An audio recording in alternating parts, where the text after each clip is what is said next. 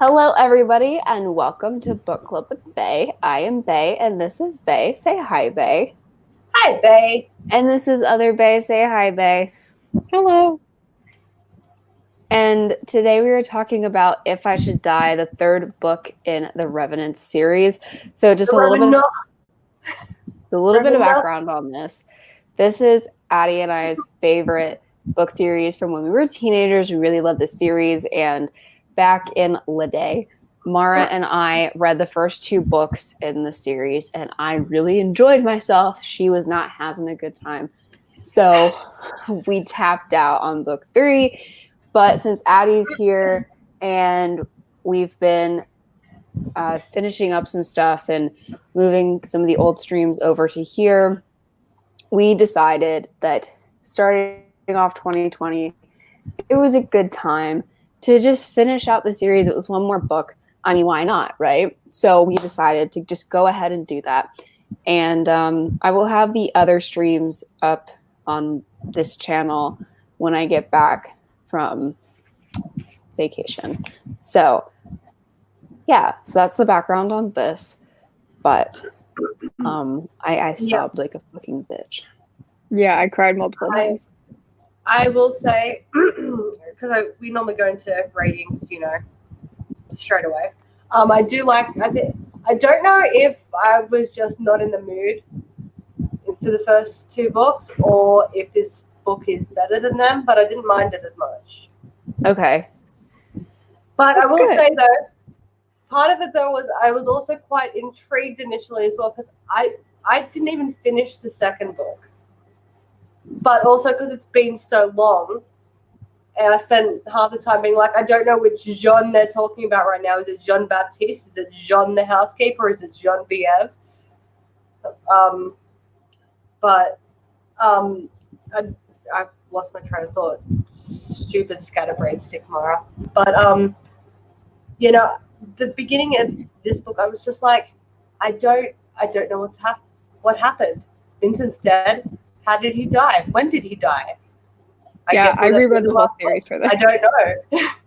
So I can't remember. Like, so I spent a good amount of time for the first chunk of the book being like, oh, so that's what happened. Okay, yep, okay. Memory's slowly starting to jog throughout the whole book, and I don't know if that had a factor in me enjoying it more because it kept me more intrigued. Yeah. For that reason, or if it was just also just a better book, or if I'm just in a different mindset now. Well, I will say, like, another thing about this book is that everything from the last two books does actually cleanly set up this book. Yes. Yeah. So it's sort of like we have a little bit of awkward setup in the last book, but then a lot cleaner execution in this book. Yeah, but it was all necessary. Yeah, it was all necessary. But with like the kind of dip in the middle in pacing, the second book feels a little tiny bit awkward as far as like pacing goes, I think. Yeah. Because I think that was like your biggest issue with it, like reading it for the first time as an adult. Whereas I was just like, but it's so amazing no matter what. And you were like, but I don't like it. And I was like, but why? And also just going back to the name thing as well, like I imagine reading it because I imagine the housekeeper is in my brain she's Jean. Yeah, she was always Jean, and it was always Jean Baptiste, Jean, and Genevieve. So like reading it, you just don't have that.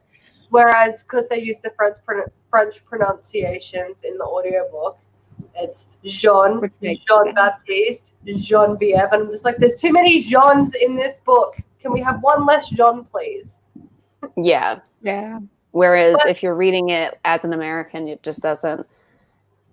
Yeah. Or it's, an English-speaking person in general. Yeah. So, sorry. But I will say as well, though, that wasn't as big an issue in this book because I know, like, and when I normally think of the name Genevieve, I say Genevieve, but because I've only listened to this in audiobook, if I say Genevieve, don't hate me. But she wasn't really in this book until like the end. Also, in in the book, it is still technically Genevieve because there's the little me, The little accents on one there. of the letters. Yeah. Yeah. So it is technically Genevieve in the book. I just read it as Genevieve because I don't like that That's- pronunciation. I like the the name American, that we know. Yeah, the English pronunciation better. and one thing is that like Yeah. Amy Plum did live in Paris Yeah. for a period of time. She still Yeah. lives there. Yeah. Like, so Okay. she's lived there for at least 10, 15 years. One thing, you know, I was actually kind of just digging through the reviews of Die For Me. And one thing I saw was like this rant review about how Amy Plum has clearly never been to Paris. And she was like, if she has, it was a tourist thing because No, they did bitch lives like, there. Her husband's French. like they went on dates you could never actually go on. And I'm like, welcome to a book doing things you can't actually do. I mean, I think we said that at the end of the first book, because the end of the first book is when they have their little boat Right on ride the thing. can. And I can remember saying to you, I'm like, that would have been so stinky. That would have been disgusting. That would have been an awful date.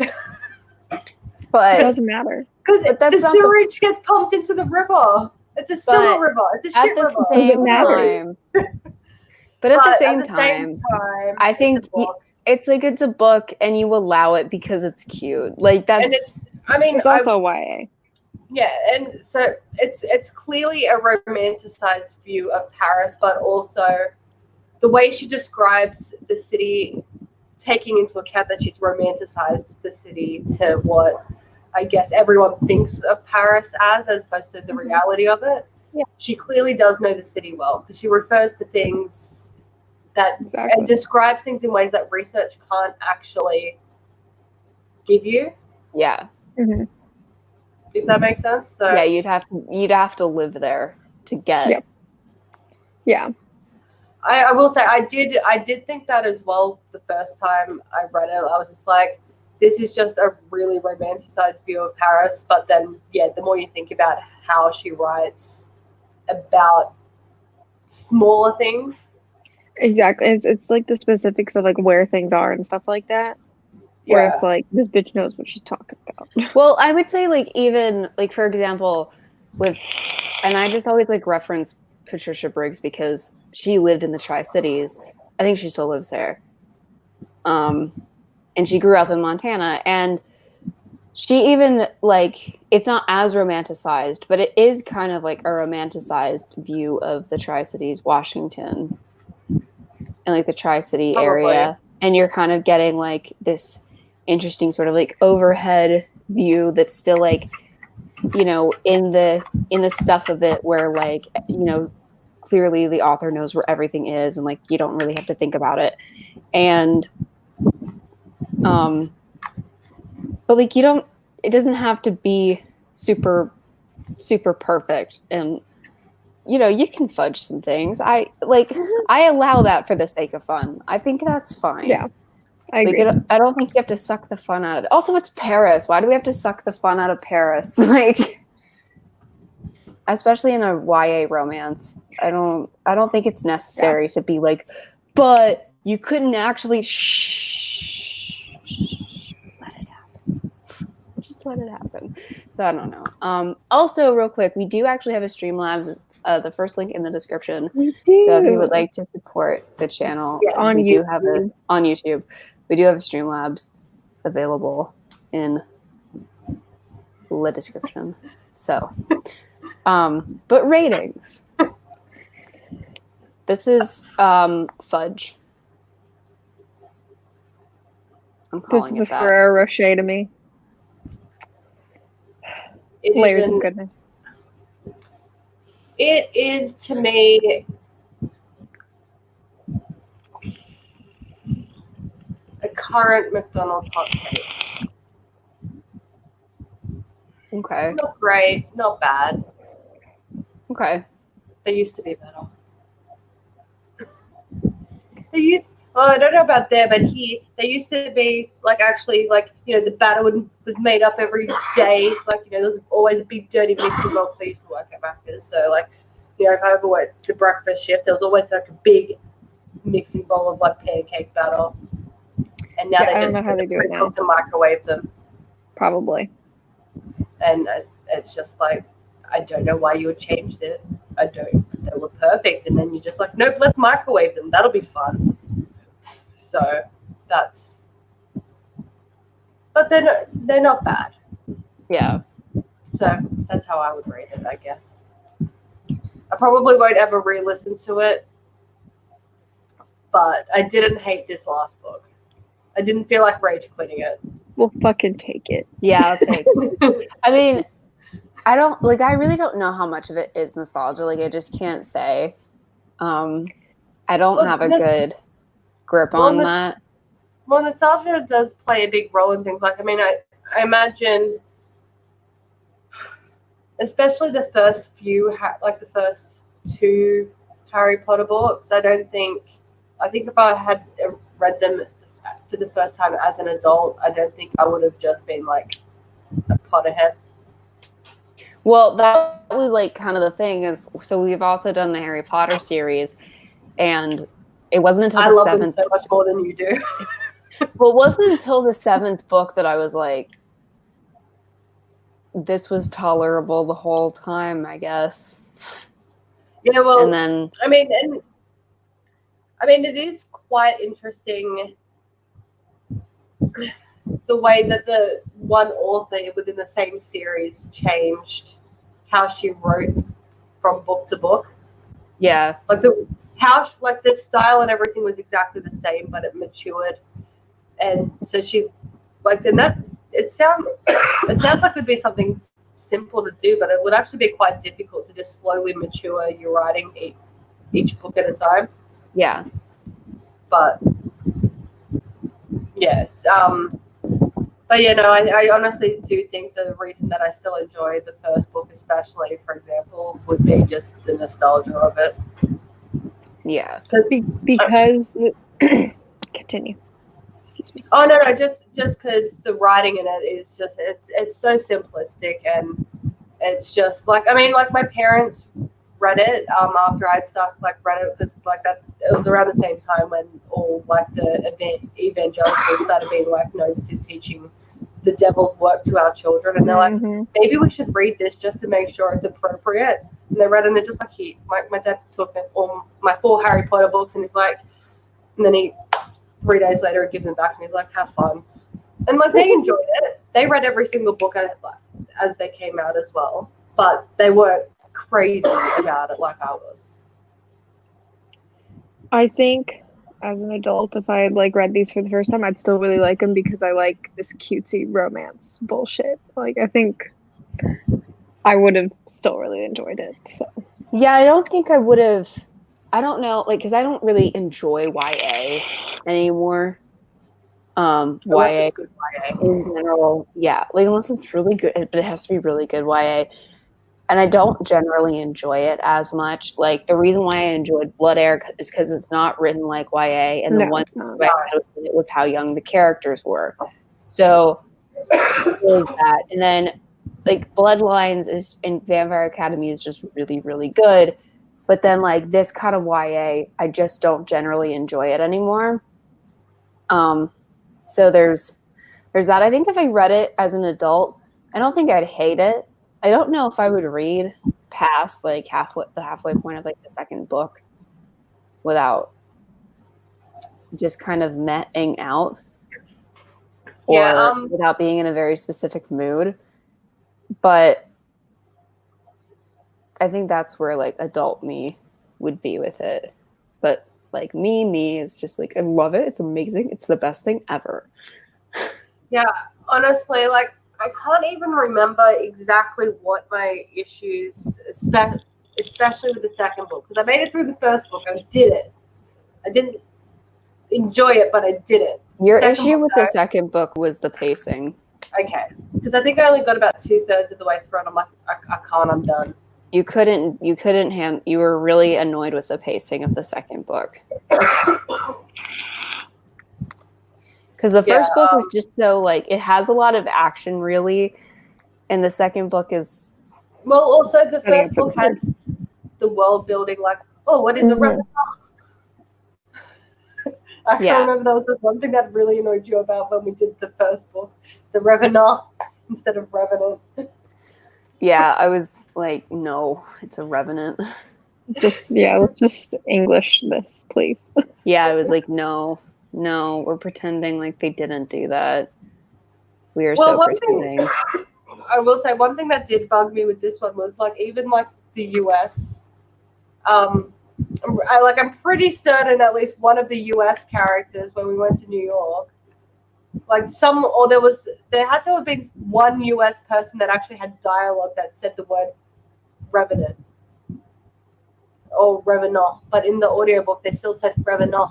Like that's a narrator problem. That's not a. I know. Oh no! Like this is about the audiobook, not about the book itself. I'm like, no, I'm pretty sure Theodore, living in New York City for the last century, would be saying Revenant. Yeah. But it was never pronounced that way once in the audiobook that I picked up anyway. Trying to think if there's like anything else. Because I think I was about to say something and then I just lost it. Which is great. Oh, another thing. Sorry, I found it again. Another thing that I saw in one of the reviews for Die For Me was it's set in France, but there's like no French in this book. And one of the things that first of all, it's written in English, bitch. But one of the things that these books always do is they kind of tell you like when they're speaking French. Yes, you can assume. And you can always assume that they're speaking French unless they're like, oh, let's talk in English. Right. Like in this book, all of the dialogue is pretty much in French, except it's transcribed in English because, you speak to an English audience. Right. The only thing that is obviously in French is, common French phrases that people would you should know. Yeah. Right. When he calls her like my angel and stuff like that, like, that's easy for you to be like, oh my God. Like that's easy for you to just like fangirl over. So that part's in French. But like, and there was one specific thing, I can't remember what it was, but like the grandfather said something and she wrote it out in French, but then we got an immediate translation. Yep. Mm-hmm. Because also, I think most of the conversation, I would assume that 98% of the conversations between Katie and Georgia would be English. Oh, yeah. And I think Kate and Vincent, they're pretty much English as well. Yeah. And probably a good chunk of the conversations with the girls and their grandparents would be English as well. Right. Yeah. But you can also assume that, like, when she's talking to other people, that they're speaking French. But whenever it's relevant to tell us that she's switching to English, he tells us this, and it's also just not It's also just not necessarily necessary to just notate every single time the language swaps. Although it happens a lot more in the first book, just to establish we're in France. In general, we speak in a lot of French. Yeah. So, like, there's just not a lot of French transcribed in the book, but for the most part, we are speaking a lot of French. Yeah, and I mean, like, it's like in, for example, like when you watch Tangled. Rapunzel and Flynn Rider and all that, we know that they're not actually speaking English, but the actors are speaking in English. Yeah, like in Beauty and the Beast, they're speaking French.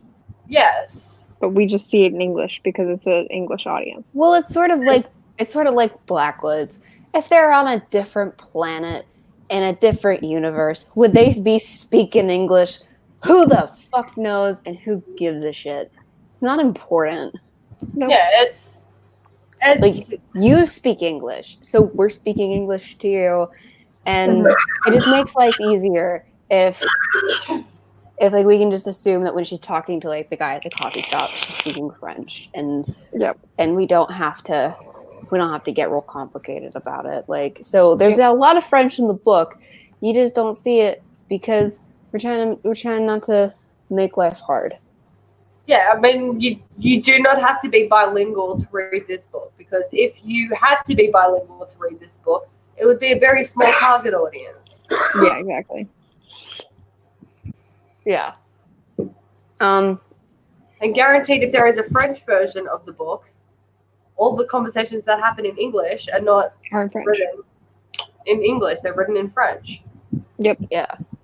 So let's go over characters again, just because it's been a while. And so I think we should rehash characters. So our main character is Kate. Yep. And Kate is originally from the US and New York. Concrete jungle, wet room tomato. And when her parents died, her and her sister, tragically in a drunk driver accident, her and her sister Georgia yeeted over to Paris to live with her grandparents, paternal grandparents, and they now go to like a US school in France, and they're finishing up school. Although we don't see like we didn't have to go to school this book. Yeah, thank God. Yeah, we just skip school constantly in this book. Yes, who cares about school? We did, and even in the other books, we skip a ton of school. Like, yeah, which nice. I like. Well, like there's plenty of YA books where school is like a relevant plot. Yeah. Or scene to be, or setting to do scenes in and stuff. This book /series not so much. It's all outside of school. Exactly. And I think there's a lot of unique things about it, and also like we'll explain the Revenant system in a minute. And then there's Vincent, our main love interest. Yep. Our tall, dark, and handsome man's, and he starts off the book dead. Yes, and he is. He's dead. Right, he's Volant right now, which we'll explain in a second. He is our main love interest. He is like in most vampire books, sort of. He's much older. He's been around a long time. I think he's only like 80 though. He's not, because I know he was alive for World War II, and then he's not crazy. He's only 19. He looks 19. So he's like again in a lot of YA, like the vampire guy, like they're not vampires in this series, but the love interest vampire is like relatively young for his species. Right. Yes. Way older. Old enough though that they shouldn't be dating because it's creepy. It doesn't matter. If you think too hard about it and you don't I clarified with if he was if he's still human. Yeah, well she wouldn't be dating an 80-year-old if she was still human. You never know. Well, one thing, if they were soulmates, age isn't a factor when you're a soulmate, Addie. Well, also another thing to note about this series that's actually a plot point for one of the characters, for two of the characters actually, is that, okay, so I'll just explain the Revenant system now. So Revenants, they have this compulsion to die for people, which is why it's called Die For Me. So they die for people, and then they come back to life. And after like 3 days. They all start off human, and then they become a revenant / revenant. The first time they die for someone.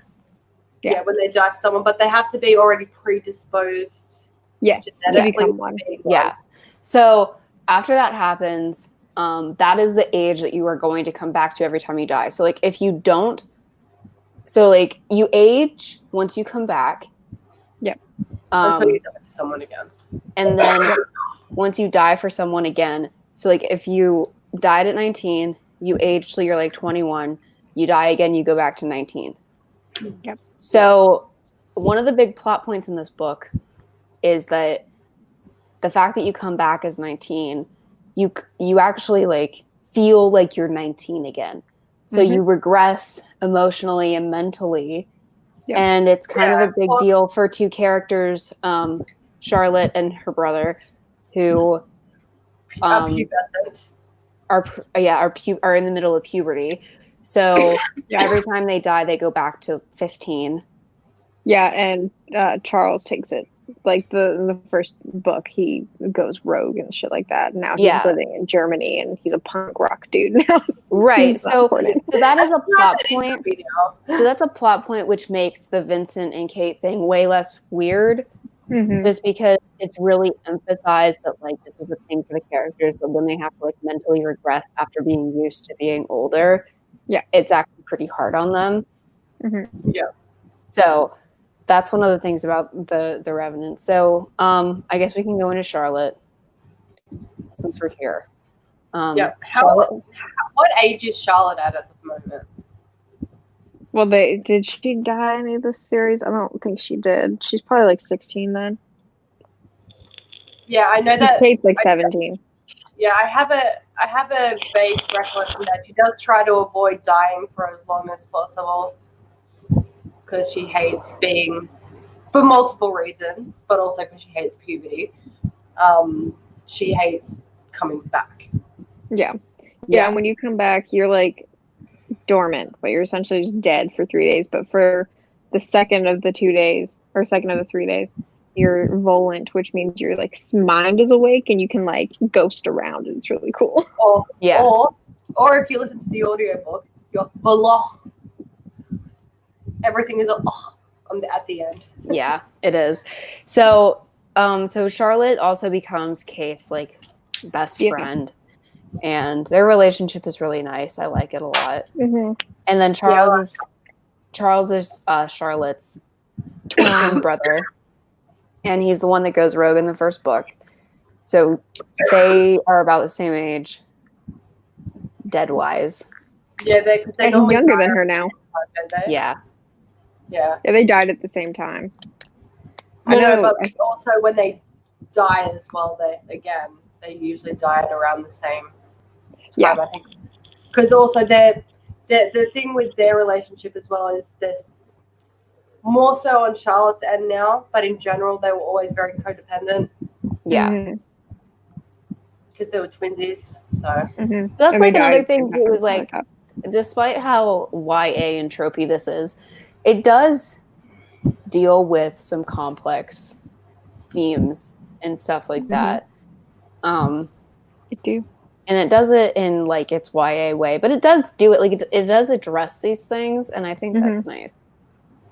Yeah, and part of that might also be because of the French influences of it, because let's be honest, the French do live a very different life to a lot of, well, the majority of the English-speaking world. I know they're not English-speaking.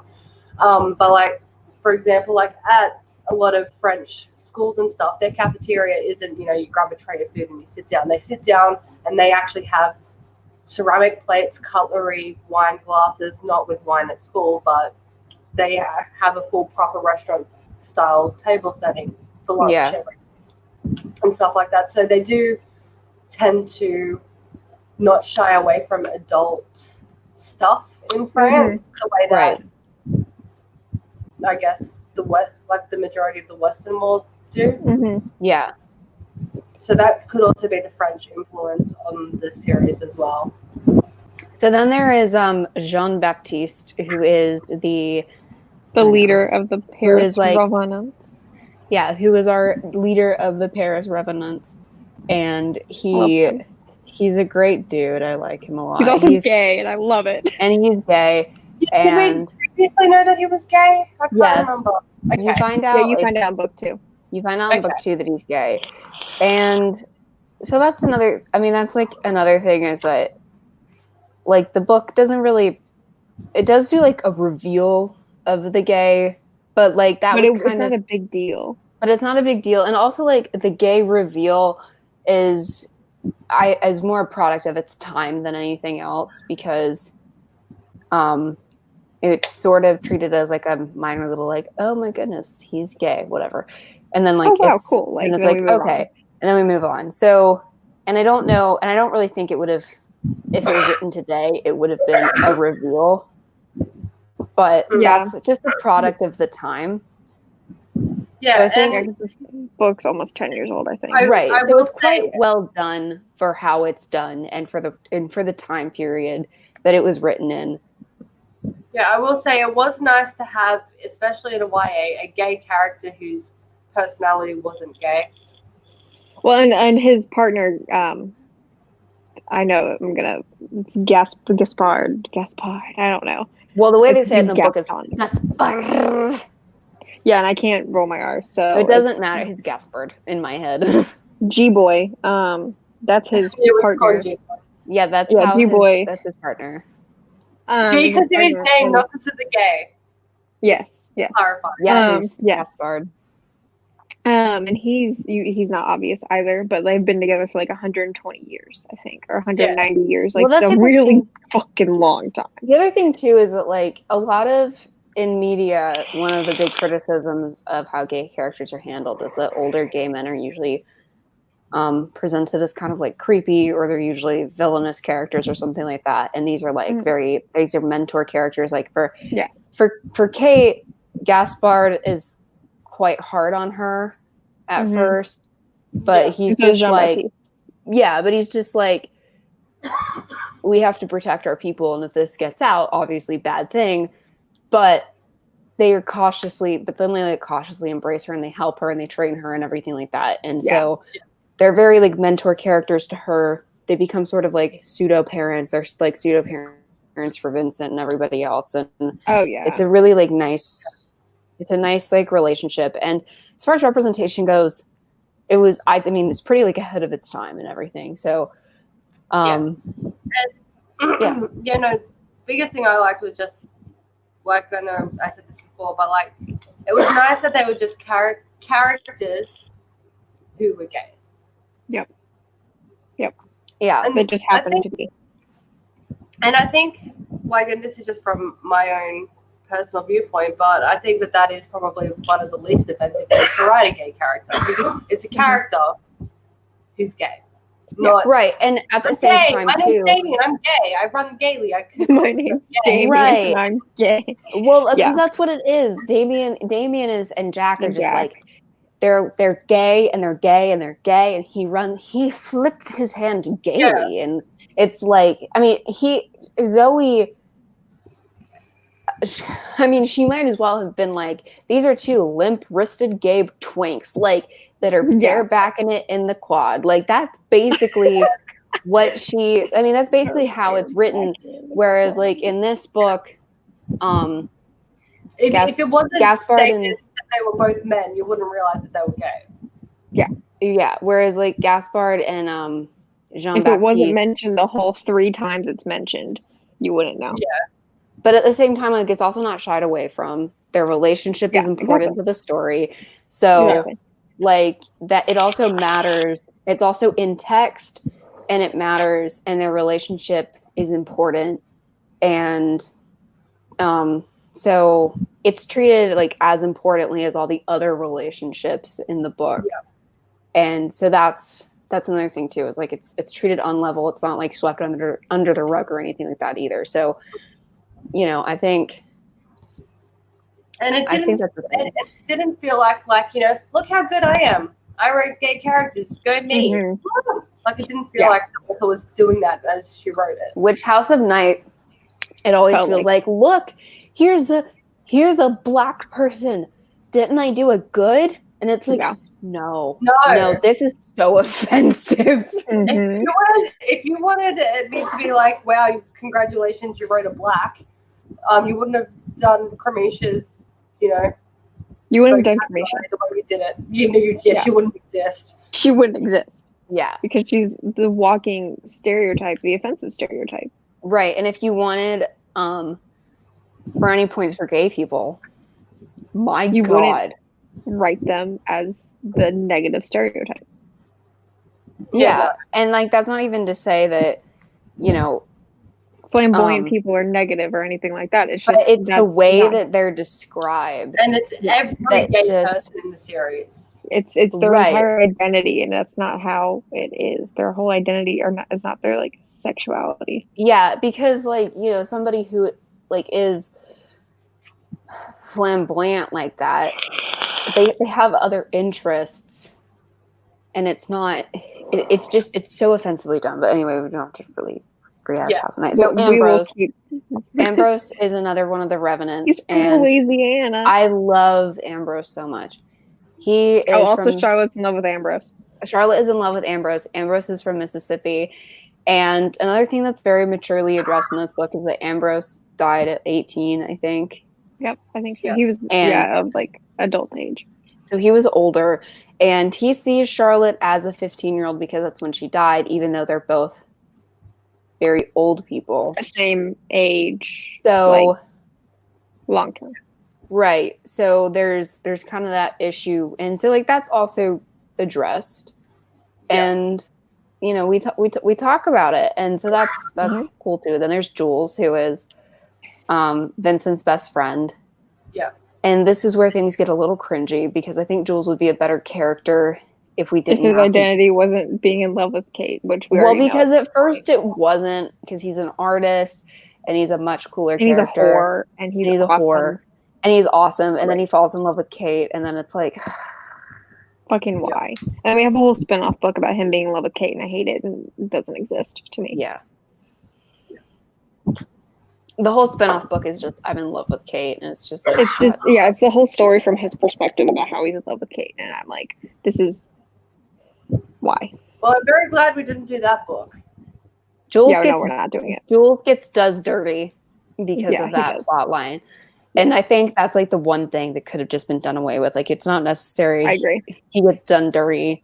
I Yeah, think It's a pointless love triangle, even though it's not even a love triangle. because well, Kate, exactly. like, So it's not even.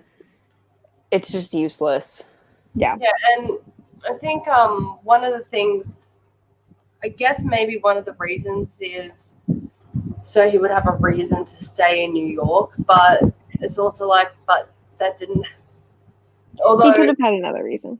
I think the seeds of it were planted, I think, long before she decided, oh, we're going to make sure that the New York guys come over. So, Yeah.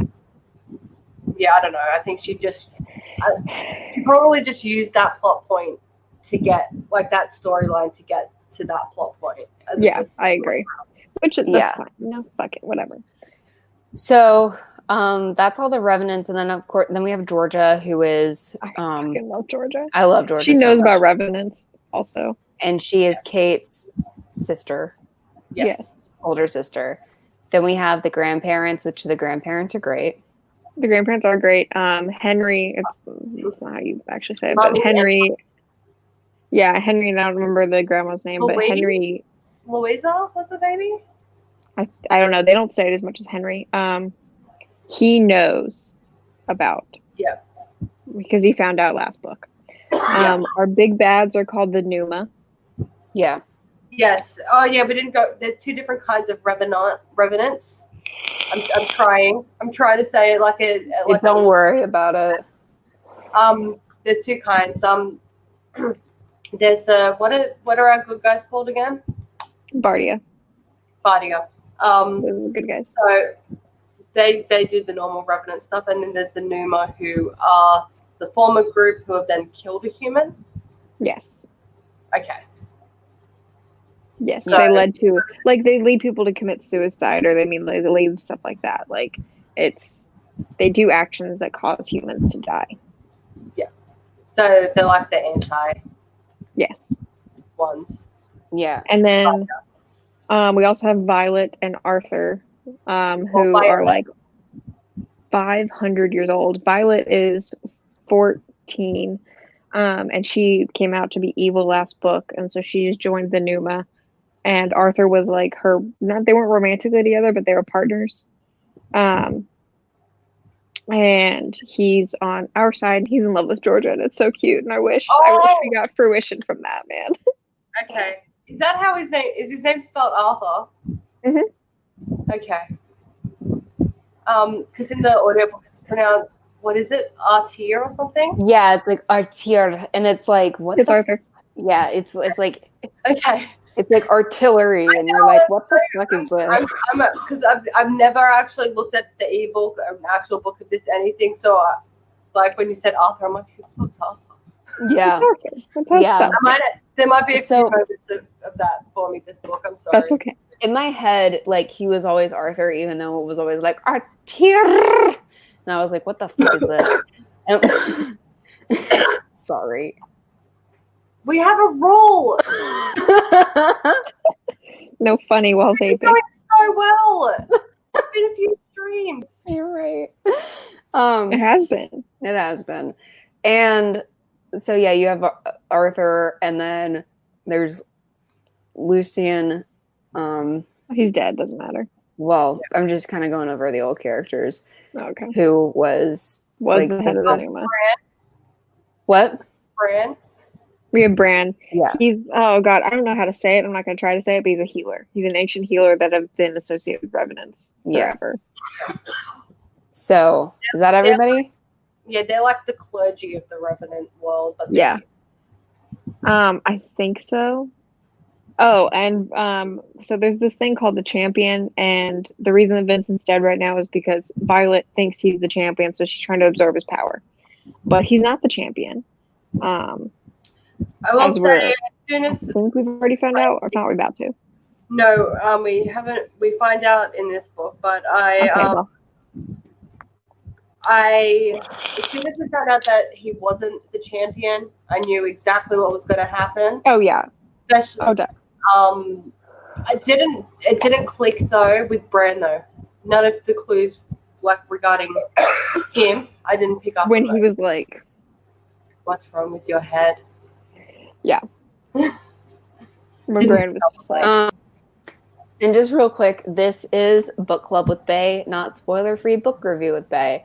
So we are going to be discussing spoilers. So yes. This is the last book in the series, so our champion. I wish we got one more. Our champion is not Kate. Or is not Vincent, not Kate? Sorry. Yeah. Not Vincent. Whoops.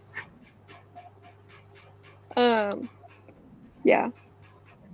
I guess we can get into it now. I think that's everything.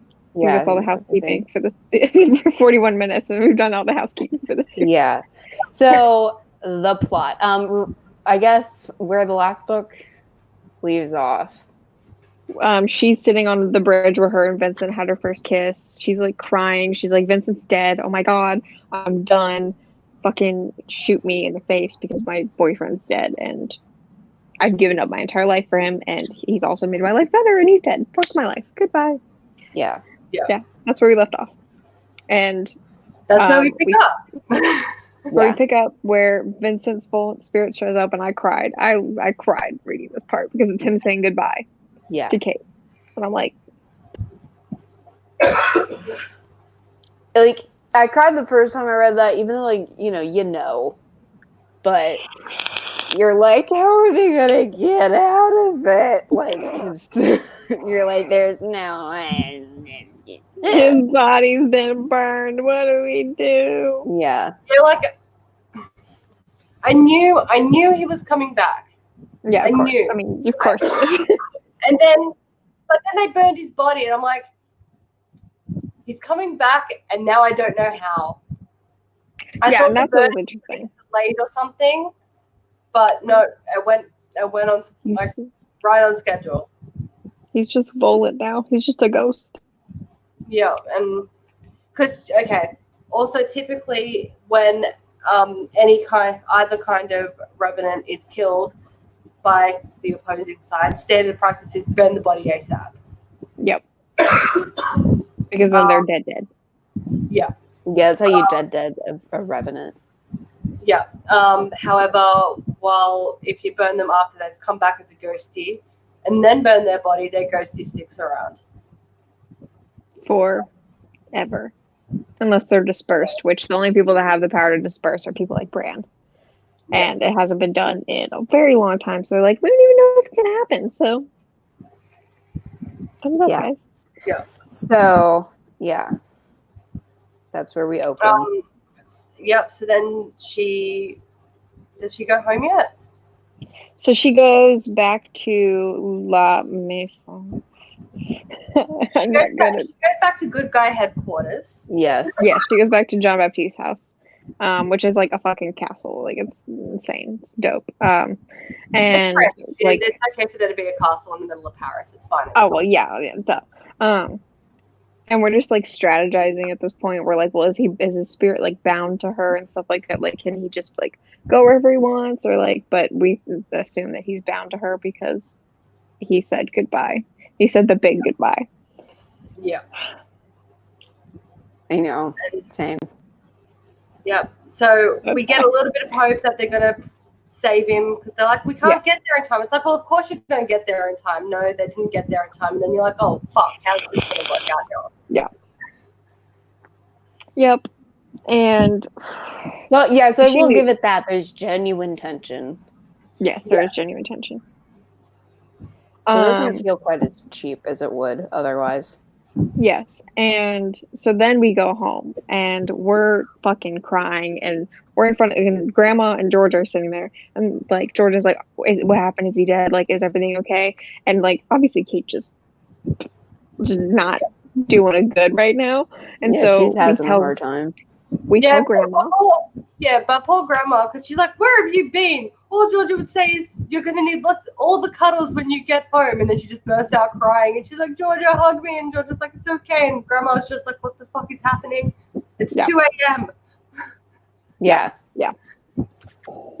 So we tell Grandma, and Grandma's like, you're fucking crazy. But fine, whatever. This seems pretty real because your reaction's pretty real. So, And also, yeah. Another deciding factor in her believing them was, but Puppy knows. Okay, Grandpa. Yeah. Grandpa knows. Yeah. Yeah. And she, at the end of the chapter, Grandma's like, Henry, wake the fuck up. We got some shit to talk about. Yeah. And so that's also like, where she's like, oh, well, okay, they're real. Cool. Yeah.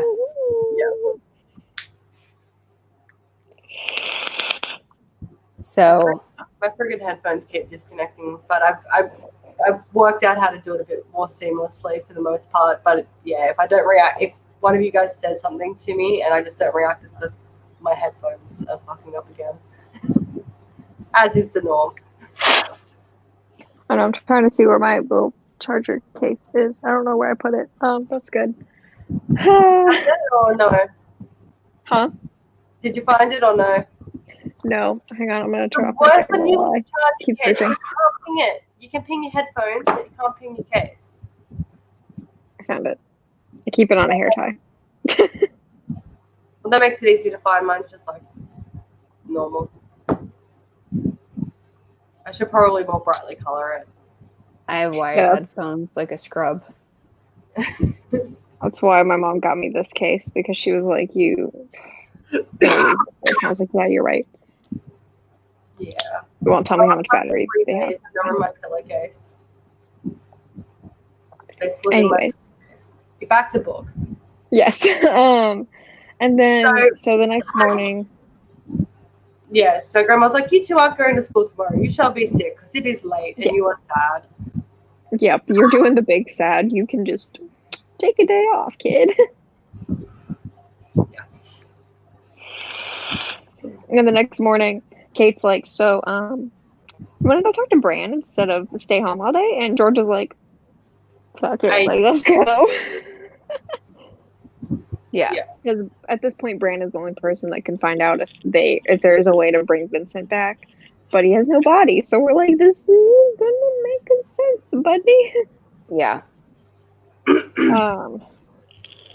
Yeah. And then so they go to his shop and it's unlocked and they go in and they're like, what the fuck's going on? And they hear something downstairs, so they do a scoot downstairs and lo and behold, he's all tied up. Yep, he has been tied and gagged, and he has like a broom in the bed, like in his thing, and he's just hitting the ceiling because he hears them. Yeah. So they're like, yeah, we must free you. So they do a free. Oh no, Violet's coming. So then they do a yeet through the sewers and make it back to. And Vincent is here. Yes. Vincent She's like, is run, like, my love. Kate, run. And Kate's like, Vincent. And Vincent's like, Kate, go the fuck away. Run, motherfucker. He's like, I love you and I would love to talk right now, but we busy. So you're gonna die. You're gonna die. Run. But he does reveal that the power transfer did not work. So we don't know that he's not the champion yet, but the power transfer didn't work. Fucked up. Yeah, so she's just like, well, I fucked up. I need to talk to Bran and figure out what I did to fuck up. Hence why he was tied and gagged. And Georgia and Arthur are cute. Kill me. That's what I wrote down next. They are really cute. They're really cute. But that's right, because also like he's calling her and shit, and she's like, I can't be too easy. I actually like this guy. Like, I need to make him work for it, just so he doesn't run. Exactly. And I think when we get out of the sewers, like we call Ambrose or someone, and they come and like pick him up, and then they go back to La Maison. Yes. And it's my time. So we're back at Jean-Baptiste's home, and we're talking to Bran, and we're like setting up to rest and all this stuff, and then the wicked witch of the grandmother bursts in, and she's like, "Where the fuck are my granddaughters? Where the fuck? What have you done?" And then this is where in this book it's the first mention of, like, I guess it is explained away. Outright mention from Jean-Baptiste. Yes, he's like, by the way, I'm a gay. Yeah, he's like, because Jean-Baptiste is, he's old, so he's gallant, and he's a very good politician. Because he's like, "Hello, you lovely French woman. Here, would you like to come talk to my partner and I?" And like he does it to show that he's like, "I'm gonna tell you my secrets, so you trust me." Yes. Because your granddaughter's too deep in. Yeah. And it works. Well, like that's another thing I guess I should point out that's not shied away from, is that because Gaspard and Jean-Baptiste are so old, the way that they handle, their own relationship is quite reminiscent of the time that they come from, because they, like you pointed out earlier, they've been together for 120 years. Yeah. So they don't handle it like they got together, in 2020. They handle it like they got together 120 years ago. Mm-hmm. So there's that element to it too. Yeah. And also something really cute, this is a total side note, is I like how Revenant weddings, they dress in the time period that they come from. It's so cute to me. I like that too. It's really cute.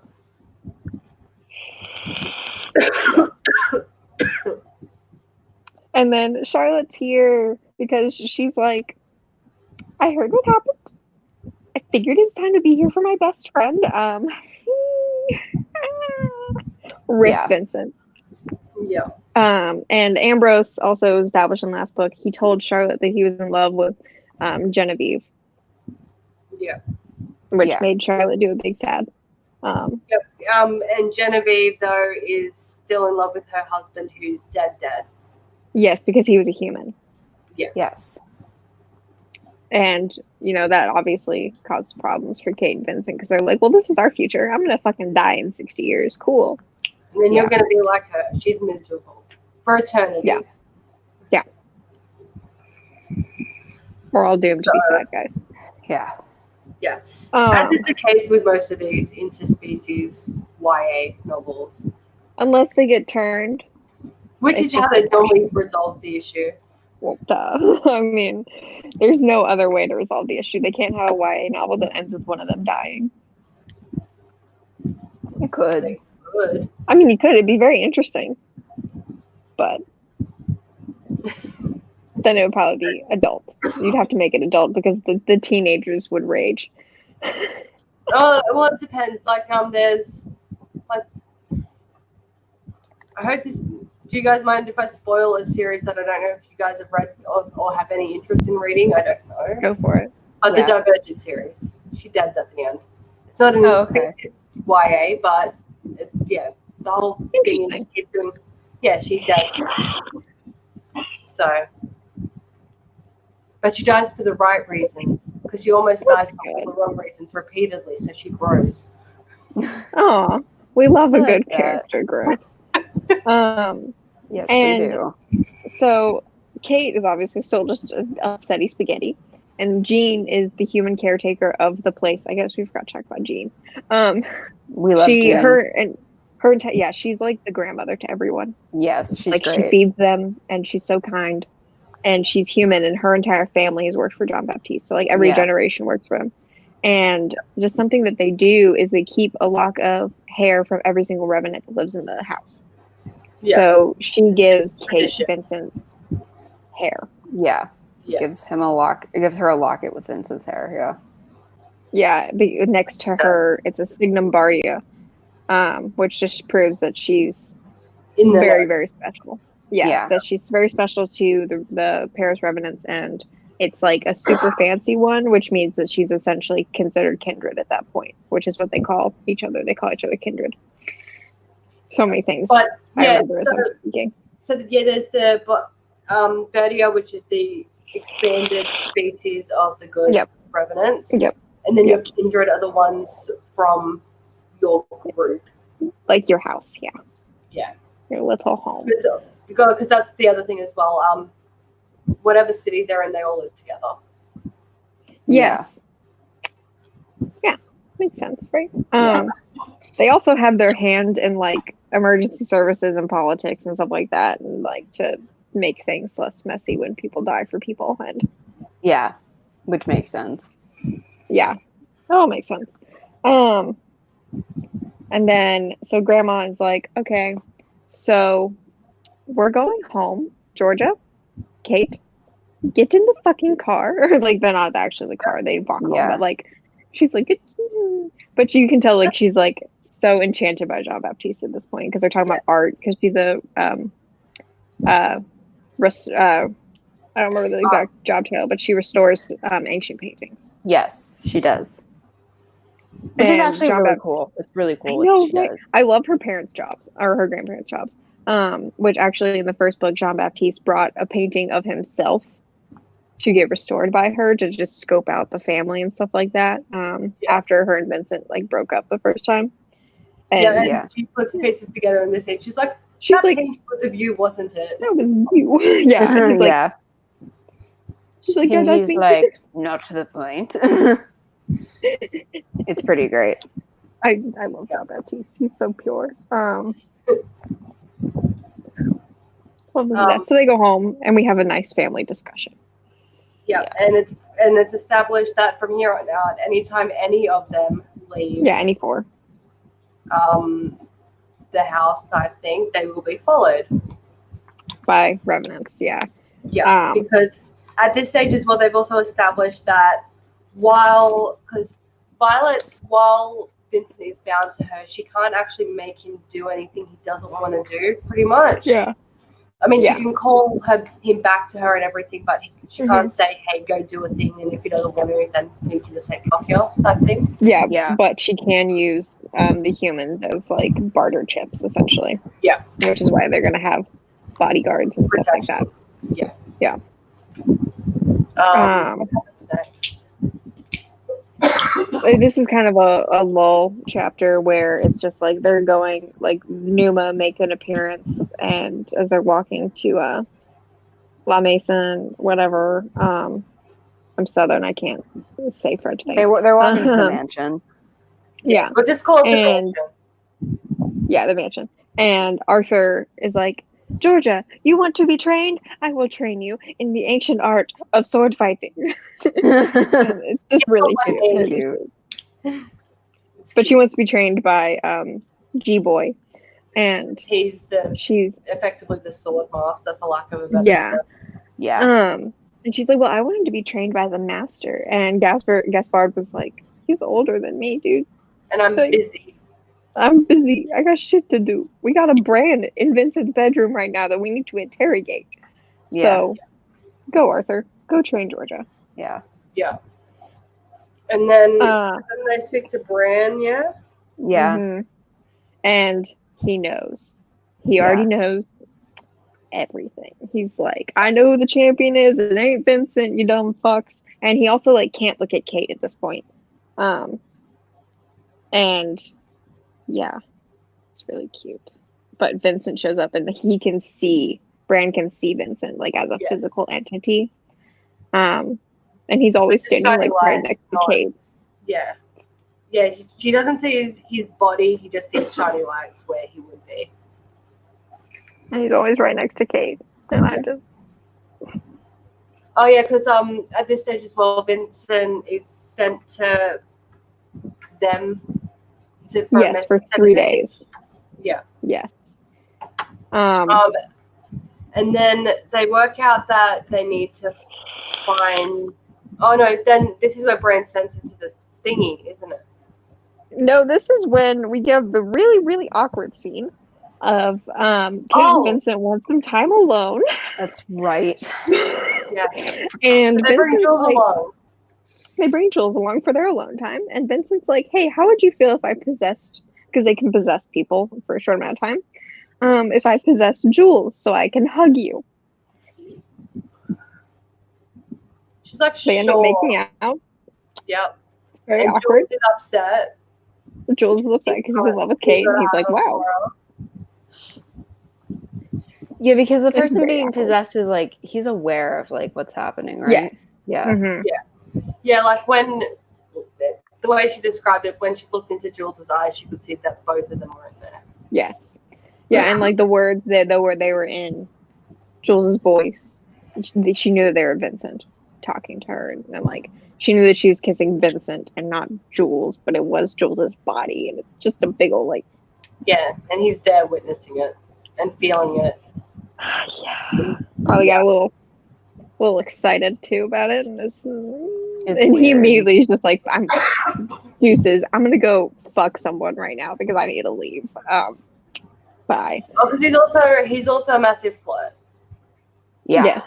and man whore. Yeah. So he's like, I'm gonna go stick my dick into something that's not my best friend's girlfriend. Bye. Yeah. So he leaves, and it's just her and Vincent chilling in his room, and he tells her that he wants her to move on one day because there is no relationship to be had with a ghost. She's like, how dare you? Yeah, she's So literally like, how fucking dare you? Yeah, especially like, and I mean, I can kind of understand where she's coming from because one, it's fucking hella fresh. Like he died, like his body was burned yesterday, and two, she's like, you've already told me that you're just gonna follow me around for the rest of my life. So what you want? Yeah. You're gonna You watch me out there while I'm banging another guy, like. Yeah, and she's like, also, I'm gonna get you back. I don't know what the fuck you're talking about. I'm not letting this slide. Like, Yeah. Fuck you, Vincent. Yep. So then it's next day again, I think. Yes, I think so. Oh yes, so she has to go to the family archives of Bran's people to find, because he's like, oh, well, what about re-embodiment? And they're all like, what? Oh, where did she go? I don't know. Hopefully she can come back. I'm assuming she can. I'm assuming she can. It's probably Should we technical. just carry on until she comes back? Yeah. She'll probably text us in a second.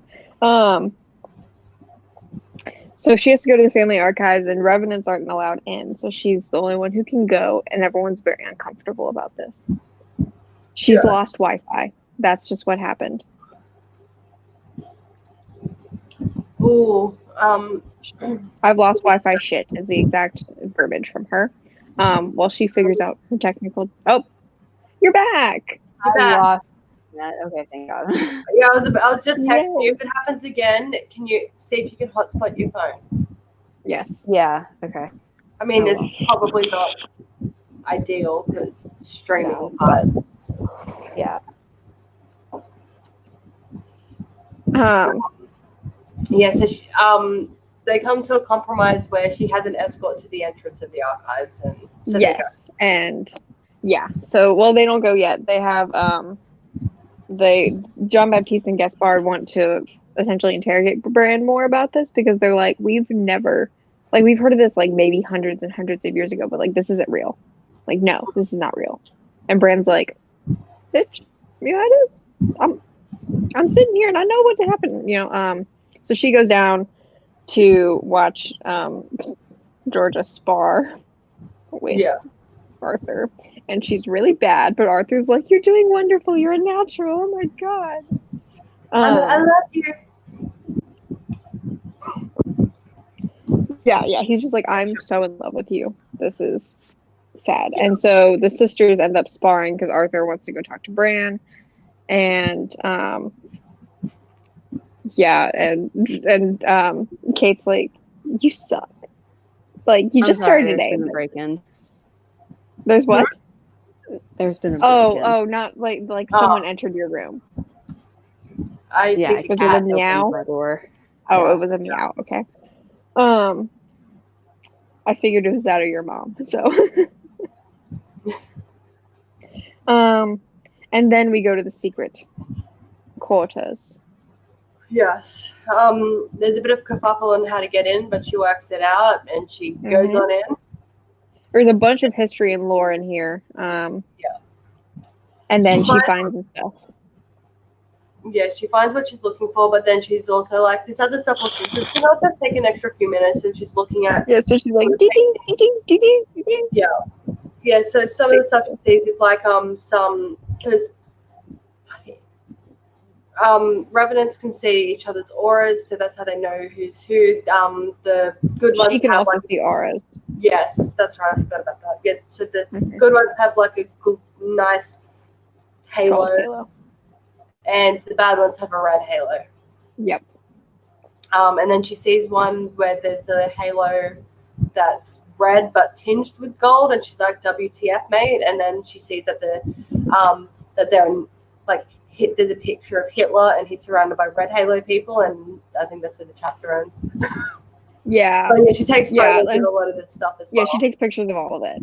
Even though she's like, I don't know if I'm allowed to do this. Will I like die? Ding. Okay, I'm not dead. Ding, ding, ding, ding. Yeah. She just takes photos of everything. Because she doesn't know she'll be able to go back. Yes. And when she gets back, Bran's like, I'm glad you got to go because, you might never get to go again. Yeah. Yeah. And we're just like, and like from our perspective, like the reader and pretty much everyone that like every fictional person that was in the room was just like, you're right, she might not ever get to go again because it's your hers. So it's like, yeah, fair enough. Yeah. And so we start reading books and talking, and then Charlotte's like, hi, honey, you need to go the fuck home. And Kate's like, I want to go home. I want to be here. Me.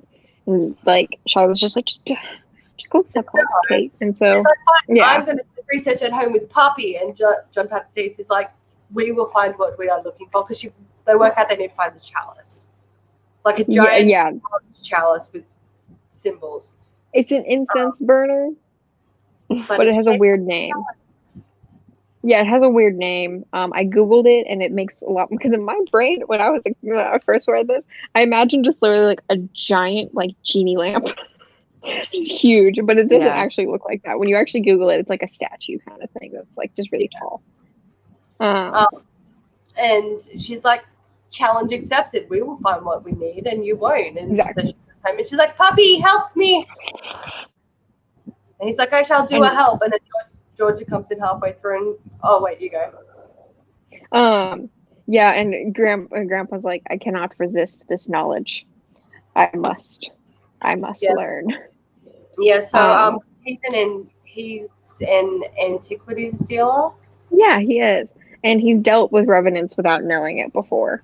Yeah. Because revenants like to buy up all their shit that's about them, because they're like, no one may know about us. Yeah. And it's also assumed that vampires and werewolves exist in this universe, by the way. Okay. They never confirm nor deny it. I just think it's very interesting, because whenever Kate asks about it, Vincent's just like, I'm not going to out other people, you bitch. No. It's always just very funny to me. Yeah. And so the grandfather deduces that if no revenant that they've met has known about this, then that means that it stopped being a practice that occurred prior to X century. And then he worked out where it might have come from, and like about how like during the wars all this shit got naughtily snuck out of places and sold and stuff. And he's got all the records of all the auctions. So they're like, let's go through records. So they're looking through it all. Georgia comes in, starts helping as well, and they find it. Yes, and they're like, shit, we know. His name is J. Caesar, or J.C. GJ. G.J. Caesar, yes, that's what it is. And Grandpa's like, this is obviously a fake name. We should talk to John Baptiste.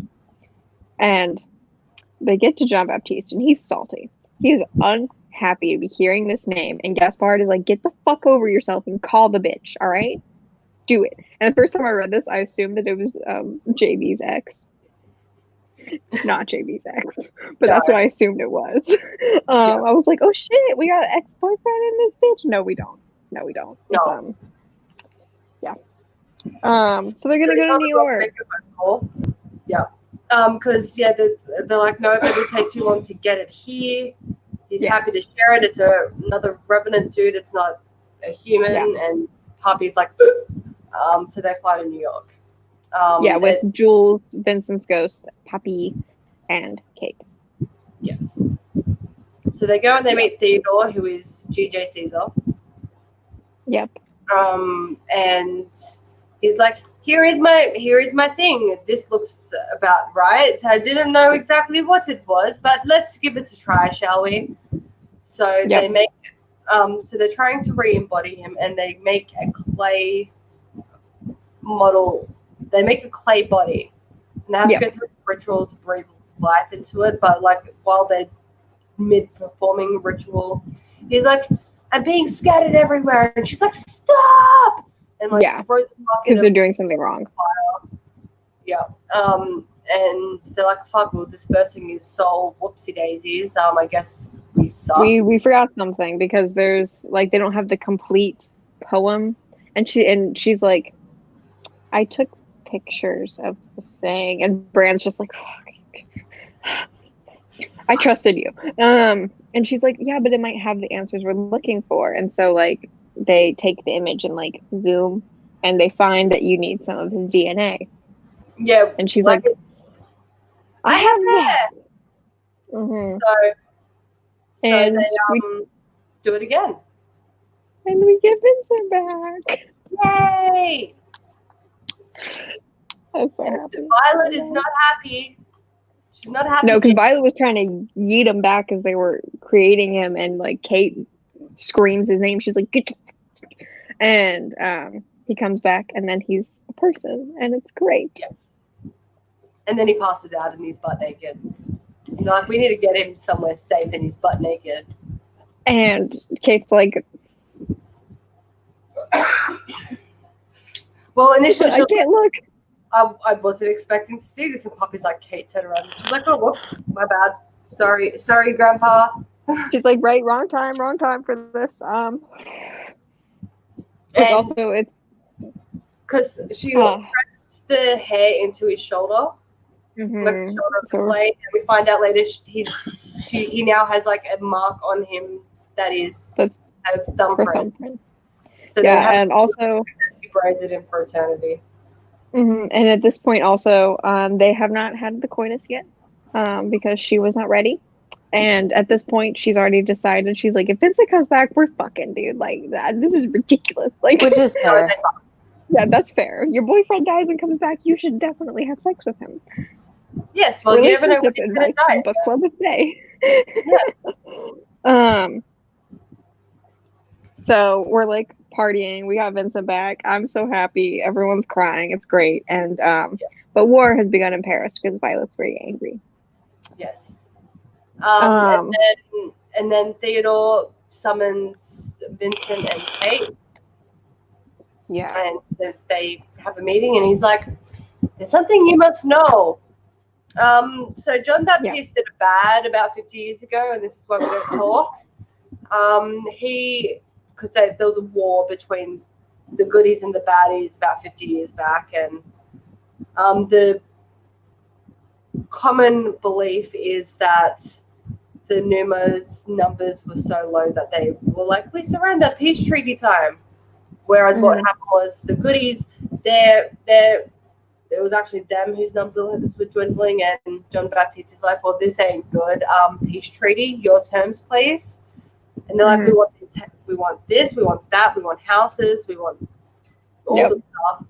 And he's like, done. And he took Theodore with him as the witness, which is why they don't talk anymore. Because Theodore was pissed. Yeah, because he was like, why did you give your property to the bad guys? You fucking idiot. And so, and in the world, like this world, it's very black and white in general, and so that puts John Baptiste in a very gray area. Yeah, and so they're like, well, fuck. Yep.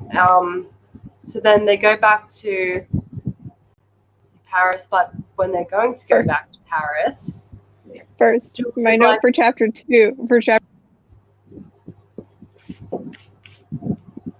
wait, I Chapter lost 3. the sound again.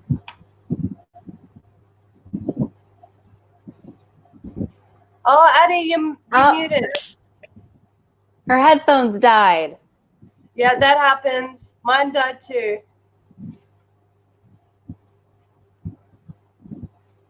Wait. Oh, goodness. Okay, it's not a book club with without headphone issues. It's just not. exclusively mine. Oh, this is still at 40%. Whatever. Fine, we'll plug it in. Oh, it's because of this thing. Okay, that makes sense. Anyways, but yeah, they had sex. Yeah. That's what I was trying to say. Sorry, he just went to bed. Yes, they have sex, and then and then Jules is like, "I'm not coming back." Yep. Yeah, he's like, I'm staying behind because I'm in love with you, and it's not working for me anymore. Yeah. He's like, I don't really want to spend an eternity being in love with my best friend's girlfriend. Yeah. Which is fair. Yeah. And he's like, I like the New York people, man. I'm just, fuck it. So we're back home, and JB and Gaspard have exiled themselves. Yes. Well, JB has, and Gaspard is like, well, I'm going to stick with my hubby, so deuces. Yeah, self-imposed exile, and now Vincent is the head of the Bardia with Charlotte as his second. Yes. Which I don't know why that doesn't make sense to me, but it doesn't make sense. It doesn't make sense to me either. It's fine. She's a 14-year-old girl. Yeah, the only reason is for the her and Ambrose plot, but it's fine. I'll take it. It seems to me like Arthur might be a better choice for the second, or even Ambrose. And yeah, I was thinking Ambrose should have been second because Arthur isn't technically part of their. No, I guess that's kindred. true, but so Ambrose is what made sense to me, but yeah, Charlotte's a second. Charlotte's fine. Yeah, whatever. And so we go home, and Grandma's at a house call at the hotel that Violet's staying at. And so Violet calls and is like, bring your ass and bring your boyfriend's ass, or Grandma gets it. Yeah. Yeah. Like, it's that ransom note with all the magazine cutouts. It's just, yeah. And so Kate and Grandpa are like, I'm going. No, I'm going. And you're staying here. No, I'm going. And you're staying here. Fuck it. We'll both go. Yeah. Yeah. So everyone goes, essentially.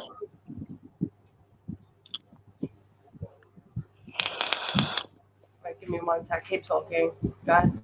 And I wrote down, since we're here, I'm just going to say what I wrote down. Okay. Oh my god, she dies in this chapter. I'm so fucking lit. I said, oh my god, she dies in this chapter. I'm so fucking lit. Yeah. That's what I wrote down for this. Yeah, so Vincent works out he calls, he's like, why'd you leave? And he's like, I'm coming too. And so he rocks up to her. She's like, I'm going to kill a Vincent again. And she's like, no, take me instead. I'll be your first human kill, and you can be Numa properly. And she's like, well, that sounds like a self-sacrifice. Stab. And then she's like, I know why it didn't work now. Because I didn't have the champion. But now I do. And then she kills Kate. Yeah. Which... I mean, I knew this is what this book was going to go, obviously, because it has to happen this way, but I was still shook. I remember the first time we read this in high school, you and I were, like, annoyed a little bit that Kate was the champion and not Vincent. Yeah. And I still don't like it. I knew she was going to be a Revenant, because, I mean... I like that she's a Revenant. I do, too. But I don't really like that she's the champion still. Yeah. Yeah. Like, I don't feel... like she is. Like it fits her personality they set it up, at all. It doesn't fit her personality, but they do set it up as far as like the book lore. They set it up well. It is absolutely set up well. It's just, I kind of wish, and I think the other thing too is that this book does a lot of unconventional things. It subverts a lot of expectations. So I think had they kept it with Vincent being the champion, it wouldn't have like gone with like the theming and the overall feel of the books a little better. Yeah. then But they set her up.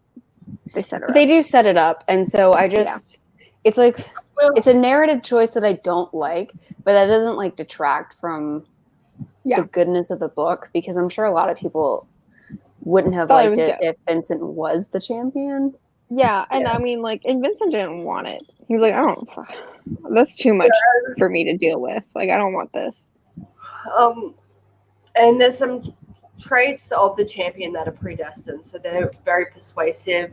They're very strong. Yes. We work out later that it's emotional strength. Like her strength is her love. Yes, and communication. Yeah, because she can talk to Vincent while he's bowling before she's. Precipitates her becoming a revenant, which it normally. Yes. Yeah. So one thing that I did find interesting as well, because one of the things that happens with revenants is when they come, like when they first awaken as one, they generally look different. Like you can tell it's the same person, but like they've had plastic surgery, but natural. Perfect. Yeah. Because the whole point is they know in advance that someone's going to die. Is that right? Yeah. They get they're called to someone who's going to die, and they more or less have to stalk this person until their death comes, and then they jump in front of the train or whatever it is. Yes. But they have to generally be someone that other people will trust. Whereas because Kate's, one of her powers is her persuasiveness and everything like that, she ends up being exactly the same looking. Yeah. Yes. Her physical changes. Yeah, exactly. Which is something that everyone's like, you haven't changed a bit, so cute. You know, it's all very adorable. Yeah. Yeah, so she realizes that she's a revenant and the champion at this point. We have like a montage of her waking up and like thinking through things, and she's like, And also something that was interesting, I don't like present tense books, but something that is interesting is that it does move to present tense at this point because she's a revenant. Yes. Yeah. Yeah. And I think it's subtle and it's nice. Well, when it went to present tense, I'm like, when did that happen? Has the whole book been in present tense? Yeah. Well, one thing, like, for example, that Mark Lawrence does in The Wheel of Ashheim is that there's a lot of, like, flashbacks. And when you go to flashbacks, it's written in present tense. And it works because the books are so long and complicated that, like, if you put it down for a minute, the second that you jump back into the book, you know where you're at, just because it's like, okay, we're in present tense, we're in this part, or we're in past tense, so we're in this part. So it works. Even though I don't really like it, it's like, it's a good notation. Makes sense. Yeah. And so in that respect, I'm like, cool. Just because I'm like, I know exactly where I am. And in a book like this, or in a book like that, like knowing right where you left off is like so important, just because it takes you a minute to like reorient and you're like, okay, we're here. Okay, and the present tense as well, is like, because a lot of authors and stuff as well or their editors, I don't know who makes this choice, but a lot of them make the choice to have the like flashbacks written in italics, or something, which when you read too many sentences in italics, it gets a little bit like, can we just go back to normal? That's what Outlander does. It avoids that issue. So mad. I hate reading italics because I read the Outlander books in actual physical print, and it makes my head hurt so bad. Well, yeah, like italics. So, like for example, in Liv's Craft, there are a couple of dream series. There are a couple of dream sequences, and those are in all italics, but it's like a few paragraphs. Yeah, it's not pages. Yeah. But like when we do whole things in italics, it's like, can you calm down? You need to calm down. A chapter of italics is a bit too much. Yeah. Like we need some other kind of notation that we're doing a flashback or something else. Or in this case, that she's a thing. It works. Yeah, it does. Yeah, it does work because it also is like, this is like meant, everything that's happened to her is now officially in the past. Like this is where she was meant to be, and like stuff like that. It's interesting. I like it. Yeah, and you're right though, it was done quite subtly. Like I didn't click on until probably the equivalent of about 8 paragraphs in or something, and then something happened. I was like, when did that happen? Mm-hmm. Well, because I'm so confused. there are also times like in the way that I write where just to be a little more flowy and a little more flamboyant in the way that I write, like I'll have a couple sentences like that are sort of in like the floaty kind of present tense. Yeah. Like this place is just magical and blah blah blah like that for Yeah. like a minute, and sort of like then you kind of like slowly float back down to like, and here we are, we're back into the action, ta-da, like whatever. Yeah. And like that works as well as like, especially if it's describing like the example you just said, a place or something like that, like it works for that. Like if you were like mid scene and then just being like, and then the person starts thinking about themselves in present tense instead of past tense, unless there are some scenes where that could work, but again it's a fine line, but you do it well. Well, sometimes like when you're describing a place in present tense, it makes it feel a little more Connected. like, yeah, and it makes it feel a little more like, I don't know, like I guess floaty is like the right word, but like a little more magically, like a little like more like magical, like immersive, like I said, floaty, just like sparkly, sort of like ooh, and then it's like also it kind of gives the impression that, like, for example, like most books are written in past tense. Yeah. So you're talking about things that have happened, and therefore these people might not even be around anymore from the perspective of the storytelling point of view. Like it could be her ghost telling the story, or like who knows what. But then when you switch to describing a place in present tense, it gives the impression that that place is everlasting. So no matter whether the story is being told, that place is still there. Yeah. It also adds to the magical feel of it. Yeah, exactly. So it just, or that it's like separate from the story, and that like this place exists without our characters. Isn't that like, it's sort of one of those things. Yeah. And so like there are ways that you can artfully use it, which is what's fun about writing, is that there are rules, except when there aren't. Yeah. And also we met a kid. What the fuck is this kid's name? Oh,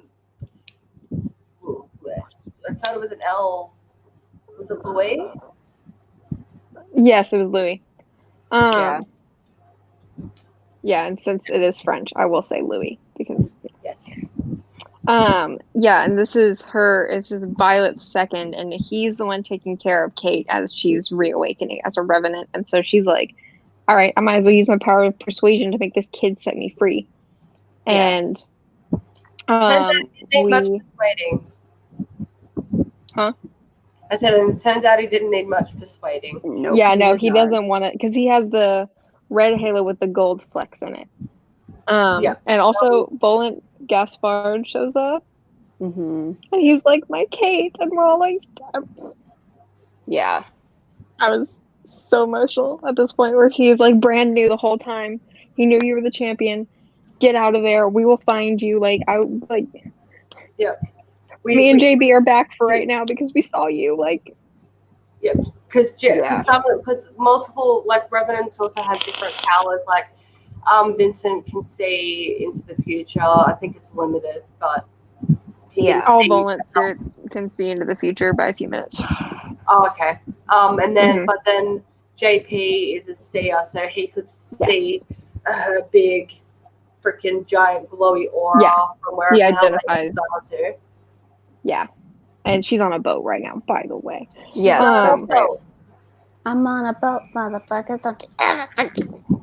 So Louis helps her untie herself, and so she tries to yeet and gets caught. She jumps in the water, swims to the beach. We fight the Numa, and like she sees Vincent, but he's not actually there yet, because I think she's about to die at this point. And she sees Vincent, but then he actually shows up with Charlotte. Charlotte is like, I know this is a really bad time, but hi, Kindred.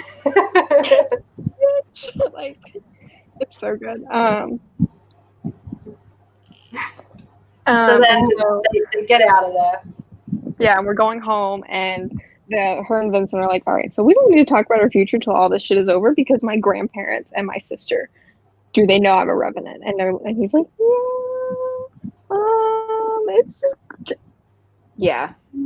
like it's all this awkward. Like they still love her, but like of course, like imagine finding out like your sister or like Georgia doesn't give a flying fuck. Yeah, George is just like, this is weird, but you're gonna live forever, so that's dope, I guess. Yeah. And the grandparents are like, we love you, we just don't like what you are, but we love you, so we're gonna we're doing our best here. Come on. Yeah, like everyone's doing their best.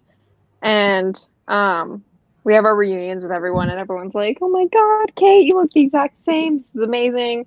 And like there's some, I don't remember if it was internal or external, of like her and Vincent are gonna be fine. Like they're going to be able to live together forever, and it's all very cute. But and then they have to go to a strategy meeting.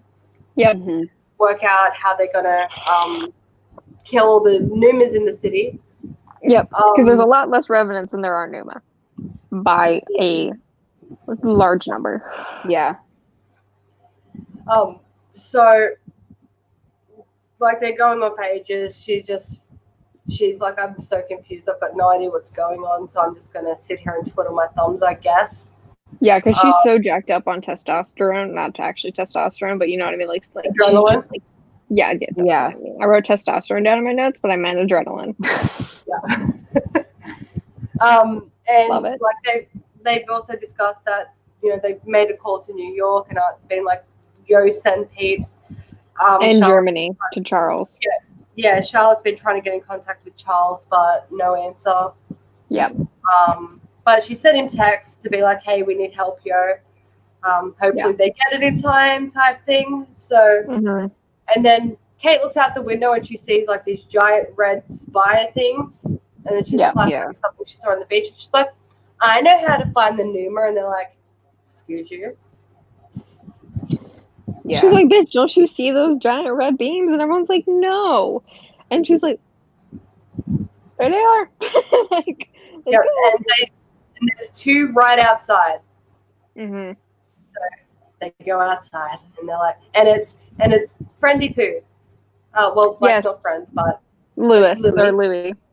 And he joins us, and Lucian's old second is like, I'm gonna murder Genevieve, and so they murder Genevieve and take her body, and because a few more Numa rock up and it turns into a bit of a thing, and Charles's boys show up, and I wrote down, my heart is warm as we murder.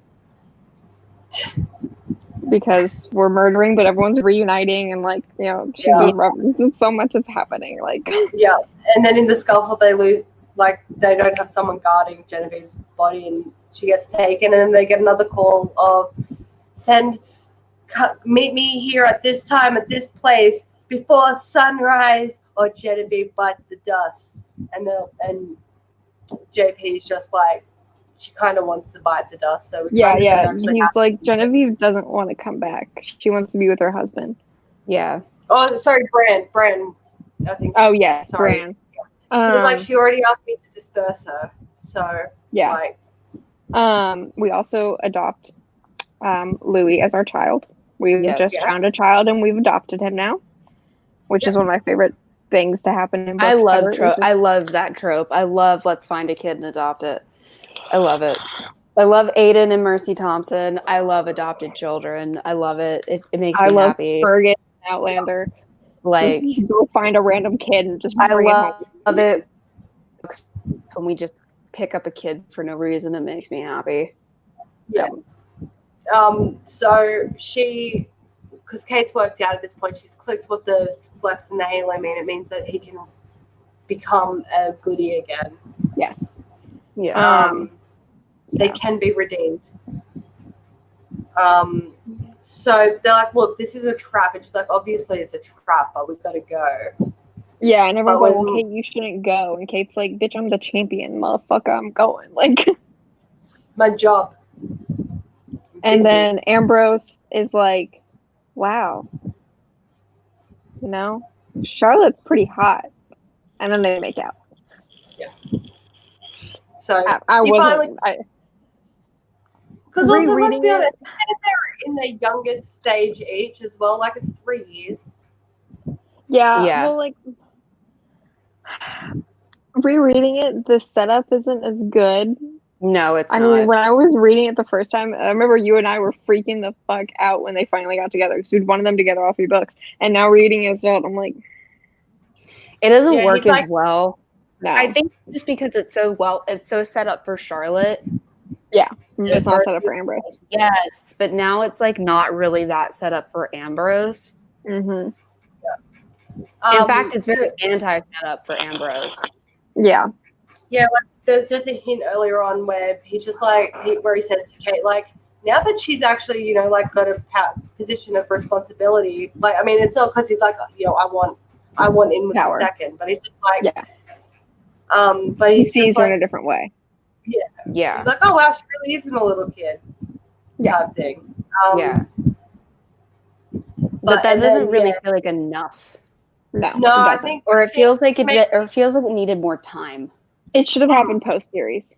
Yeah, we should. My biggest qualm with this book is we should have had another chapter or something of after everything's over. We should have had an epilogue that was like years later, and then we could have solved the Ambrose and Charlotte are together, and we also get to see where Kate and Vincent are because this book ends literally as the battle ends, and I'm like, I hate it. I want more. Yeah. Like, an epilogue would have done this book good. Yeah. Yeah. I do like though. I mean, while the setup for him falling for her wasn't well done, the lead up to the kiss was well done. He's like, I want you to go.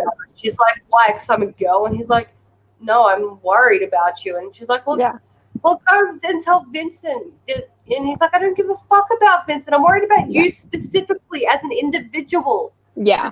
It's that part's cute. I wish the setup for him falling for her was a lot better, but I just remember freaking out as a child about it. So yeah, as a child, we were just like, and then you know, and as adults, it's just like, even if it was just an extra two scenes where he was like, I could do her type thing, like, then maybe it would have helped a bit. Or even just earlier, like as we were dealing with more of like the child issue stuff, or the more like puberty issue stuff, if he was like, you know, coming to terms with it earlier. He was in love with Genevieve. Yeah. It would have been fine. Yeah. That would have helped a lot. Yeah. Because that throws it out of whack too. Like big time. That would have fit if she just never had him fall in love with Genevieve for some fucking reason, because it made no sense. And so we say goodbye to Georgia and her grandparents. It's very somber. Yeah. It's very sad. Very sad goodbye. Like, I hope I see you tomorrow, but I don't think I will. Yeah. Yeah, because the seer from the German kindred was like, you know, our champion died in our big battle. So, and Kate's like, well, hope that doesn't happen to me. Yep. Because I'm finally Revenant and I can finally spend the rest of my life with Vincent, and that sucked, dude. It sucked to die the same week that I got immortality. Yeah, right. And JB and Gaspard are back too, and yes, they go. They're very outnumbered. Yeah. So they get there, and she's like, so you have come to do as I asked. And she's like, no, I came to fight, bitch. And then fight happens. And I will say as well, okay, because like fight happens, people die, you know. Initially, the majority of the deaths that we hear from at the beginning of the Numa, but then like a second wave come in, and they're like the mega army. But like when Charlotte gets killed, JB gets killed. So many people get killed. Most of the deaths aren't permanent. Like Charlotte's death isn't permanent. But like because like there's also a fire burning already because Violet set it up because she's like, I want my power now, bitch. Yeah. So she's like, she wasn't gonna wait.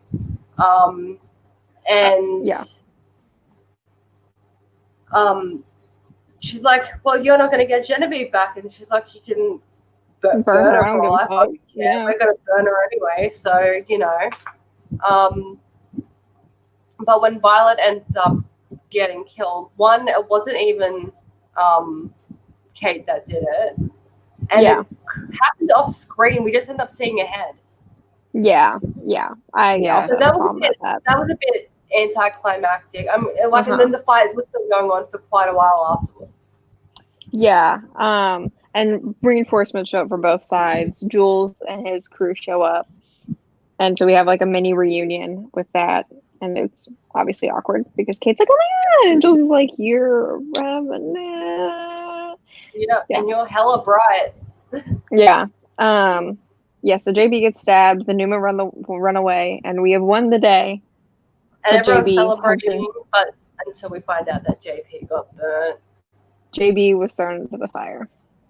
Yeah. And chapter 51 is the last chapter. And I just wrote down, I'm not fucking ready for this to be the last chapter. I'm not ready. I don't want it. Yeah.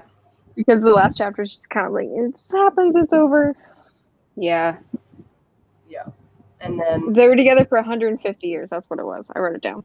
Yeah. So he's sad. Gaspard is sad. I'm sad.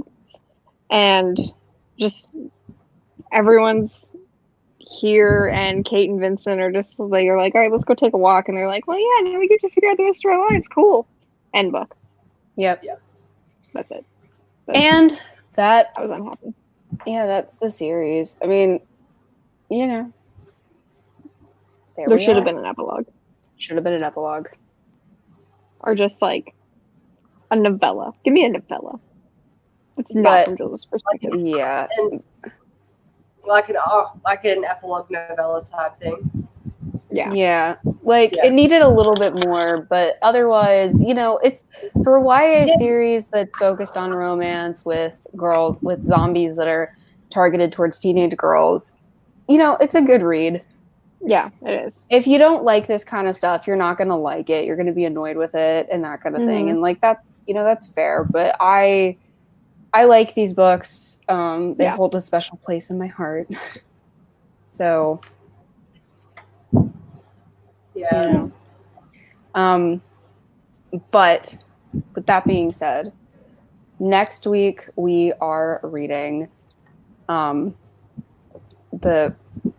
Fifth book of Bloodlines, which is Silver Shadows. we're reading Silver Shadows. That's going to be on Wednesday, January 8th at 8 p.m. Eastern. So we're back to the nighttime slot. And then we are starting for Bad Book Week. We actually don't know if it's going to be bad books, but Yeah. they're Unsure going book week. to be, it's Unsure Book Week because, as I've said to you guys, they're like just weird. Yeah. But so we're going into Unsure Book Week, and we're going to be talking about The Cruel Prince by Holly Black. And we haven't set a date for that, but we will. So that is what we are doing next. And yeah. So that is that. And we will see you guys next time.